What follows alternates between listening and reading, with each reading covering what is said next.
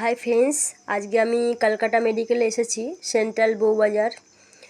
তো কেন এসেছি বলছি শোনো। তো আমি এখানে আজকে এসেছি, আমার দিদির আজকে ছোটোখাটো একটা অপারেশান আছে। ও অনেক দিন থেকে এখানে ডাক্তার দেখাচ্ছে। তো কালকে ভর্তি হয়েছে, গতকালও ভর্তি ছিল, ওর সাথে ওর মেয়ে ছিল। আর আজকে সকালবেলা ওর ছেলেকে আর আমার মাকে নিয়ে চলে এসেছি সকাল 7টার সময় করে। আজকে ছোটোখাটো অপারেশান আছে। তো দিদির মেয়ে তো কালকে থেকে ওর সাথেই ছিল, তাই ওর শরীরটা ভালো নেই, ঝিমিয়ে বসে আছে।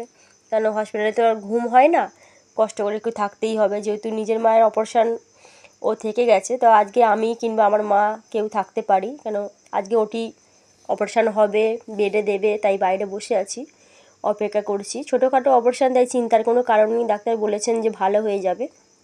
কিন্তু বড় অপারেশান হলেও তো ডাক্তাররা ভয় দেখায় না, বলে দেয় যে ছোটোখাটো ভালো হয়ে যাবে। তো আমরা সবাই মিলে ঠাকুরের কাছে প্রার্থনা করছি যে আমার দিদির ভালো হয়ে যাক। তো ওর ঘুম হয়নি, ও ঝিমিয়ে বসে আছে। তো আমি ভাবলাম যে অনেকক্ষণ তো বাইরে বসে থাকতে হবে, তো আজ একটু ভিডিওই করি। মাঝে মধ্যে আসি আমি এখানে, তো আমাদের বাড়ির চৌরাস্তার একটু ভিতর দিকে, তো ওখান থেকে আসতে আমাদের 2 ঘন্টা সময় লেগে যায় বাসে।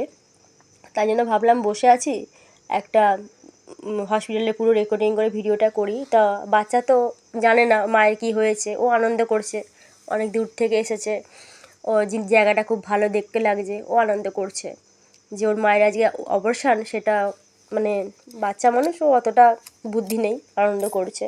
আমাদের মনটা একটু খারাপ আছে, তবুও আমি ভাবলাম পুরো হসপিটালটা একটু ভিডিও করি। তো এখানে ডাক্তার, নার্স এবং যারা ডিউটি করে সবার ব্যবহার খুবই ভালো। আর এখানে বিনামূল্যে চিকিৎসা করা হয়। আমারও 2-1বার শরীর অসুস্থ হয়েছিল, তো এখানে এসে আমি উপকার পেয়েছি। তো তোমরা যখন কোনো অসুবিধায় পড়বে, তো ক্যালকাটা মেডিকেল সেন্ট্রাল বউবাজারে এসে তোমরা চিকিৎসা করাতে পারো বিনামূল্যে। এখানে কোনো টাকা পয়সা লাগবে না, বিনামূল্যে করাতে পারো। তবে হ্যাঁ, একটু ভিড়ভাড় খুব বেশি, যেহেতু এখানে ভালো চিকিৎসা, তাই প্রচণ্ড ভিড়। তোমাদের কষ্ট করে একটু লাইন দিতে হবে। হ্যাঁ, অনেক দিন ধরে ডাক্তার দেখবে, তারপর তোমরা ডাক্তার কি অপারেশান হবে কি হবে না সেটা ডাক্তার বলে দেবে। তো খুবই ভালো হসপিটাল, আর সবার খুবই ভালো ব্যবহার।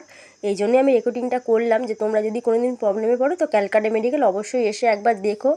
এখানে 3 নম্বর যে গেট আছে, ওখানে টিকিট করা হয়। একদম 4টের থেকে লাইন পড়ে যায়, প্রচণ্ড ভিড় হয়, দেশ বিদেশ থেকে প্রচুর লোক আসে।